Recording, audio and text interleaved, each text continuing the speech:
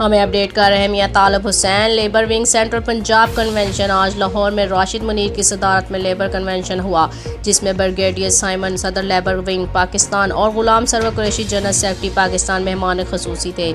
इसके अलावा labour minister Ansar Majeed Niazi, chairman साफ Jafakash workers federation Punjab Amin Zaki, vice chairman शिकायत cell Punjab Nasir Salman Rana, Nasir Mahmood deputy coordinator anti narcotics Gujranwala, MP Sadia Sohail और बहुत से कन्वेंशन में मजदूरों के हकूक़ और मसाइल पर तकारीर की गई।